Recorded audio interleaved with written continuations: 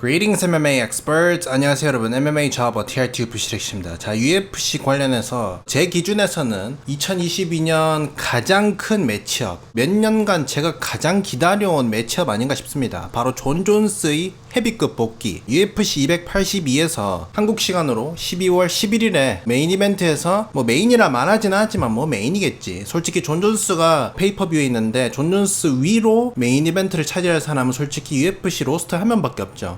코너 마그레거. 그렇기 때문에 존 존스랑 미오치치가 메인 이벤트일 것 같고요. 그리고 프로아스카 게세이라도 282에 있다고 하는데 아마 코메인 이벤트일 것 같습니다. 이제서야 뭔가 좀 모든 게 다 이해가 되고 다 설명이 되는 것 같습니다. 저는 프로아스카랑 얀님이랑 뭔가 매치업이 잡힐 줄 알았는데 게세이라랑 잡혔잖아. 왜 이렇게 된지 알겠어요. 왜냐? 얀님이 레이스 잡고 존 존스 웨라유 했는데 존 존스가 헤비급으로 런 했거든. 그래서 만약에 우리 안님이랑 존 존스님이랑 같은 카드에서 싸우게 된다면 대기실에서 백스테이지 이런 데서 만나면 그 자리에서 그냥 싸우게 되는 거지. 그렇게 되면 누가 이기겠어요?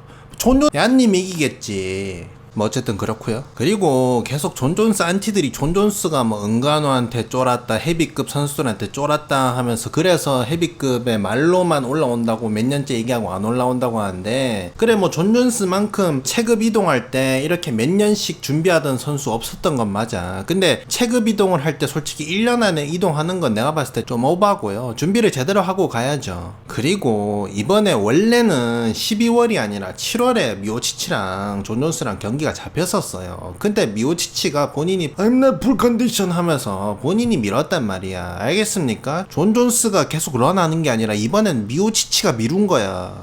알겠습니까? 죄송합니다.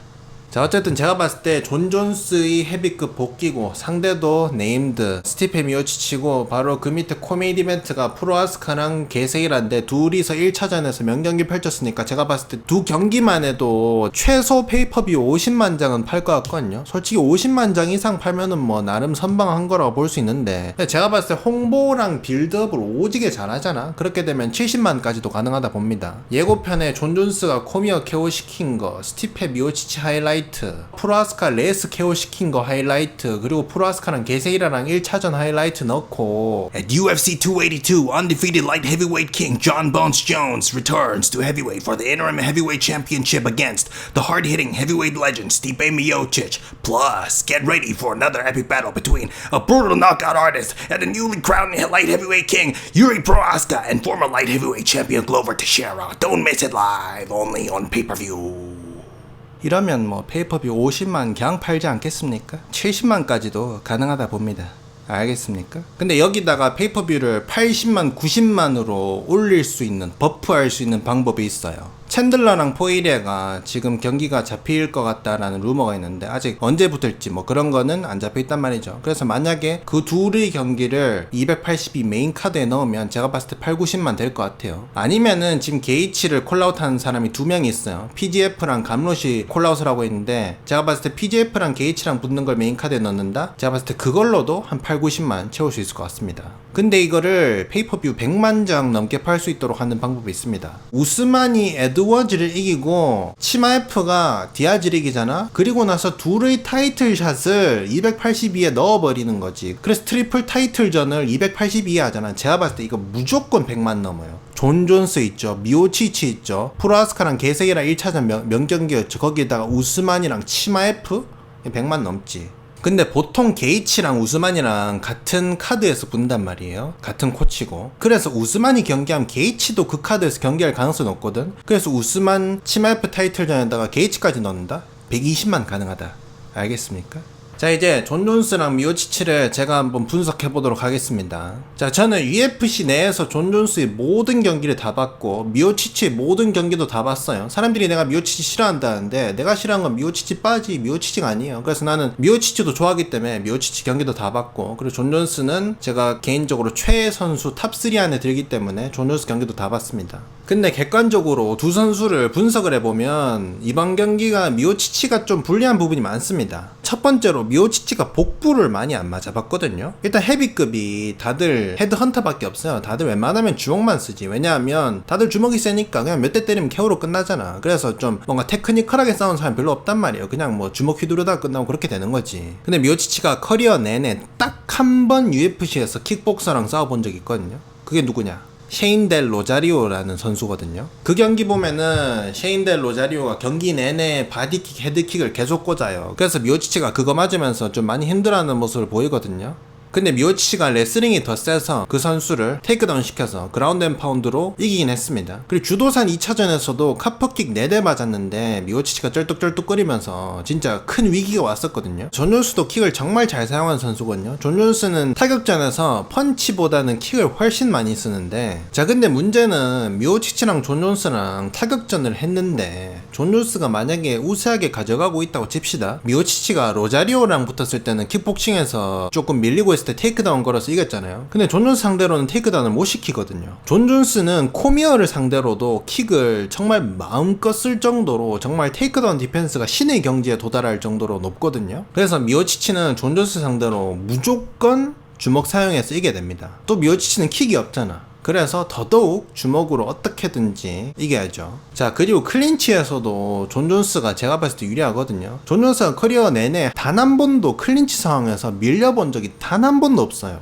단 한 번도. 그래서 제가 봤을 때 존 존스가 미오치치랑 클린치 싸움을 했을 경우 적어도 5대5라고 생각합니다. 적어도 5대5고 비기는 상황이 나올지는 몰라도 절대 밀릴 일은 없어요. 그리고 미오치치는 커리어 내내 낙다운이나 KO 패나 난전 뭐 이런 게 엄청나게 많단 말이에요. 그래서 맷집이 많이 줄었을 겁니다. 특히 지난 경기에선 은간우한테 떡시신 당했잖아. 근데 반면에 존 존스는 난전도 딱히 없었고요. KO 패도 단 한 번도 없었고요. 그리고 그로기도 단 한 번도 없었습니다.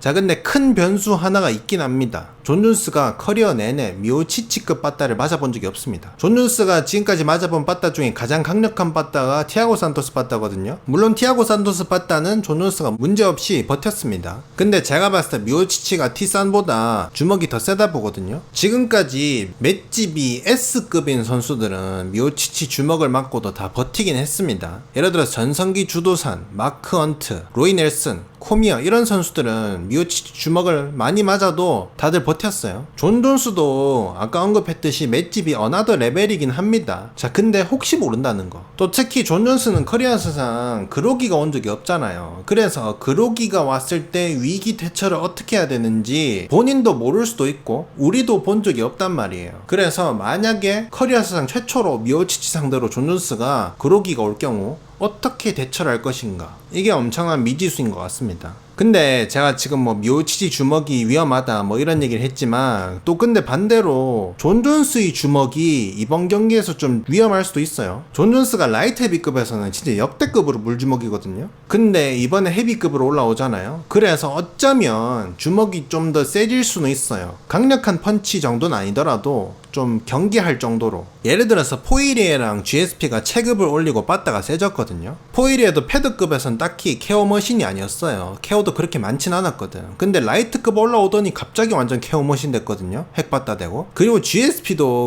웨이트급에서는 물주먹 이미지가 좀 강했었는데 비스핑 상대로 미들급에서 타이틀전 했을 때 비스핑한테 GSP가 한 방 한 방 때릴 때마다 비스핑이 휘청였거든요. 그런 것처럼 이번에 존 존스가 포이리에나 GSP처럼 체급을 올리면서 어쩌면 주먹이 좀 더 세질 수도 있다라는 추측을 해봅니다. 근데 존 존스가 또 하나 불리할 수도 있는 부분이 하나 있어요. 이게 뭐냐? 존 존스가 헤비급 경기가 처음이잖아요. 옥타곤 안에서 헤비급들을 상대로 경기를 해본 적이 단 한 번도 없거든요. 존 존스가 헤비급 데뷔를 위해서 최소 20에서 30파운드 정도를 벌크업을 했거든요. 그래서 존 존스가 경기 중에 지칠 수가 있습니다. GSP도 할 수 있는 모든 준비를 하고 비스핑이랑 싸웠어요. 근데도 3라운드부터 GSP가 조금씩 지치기 시작했거든요. 그래서 존 존스도 훈련 때는 진짜 완전 그 완벽 그 이상으로 준비를 할 수도 있지. 근데 실제로 미오치치랑 5라운드 경기를 해보면 지칠 수도 있다는 거지.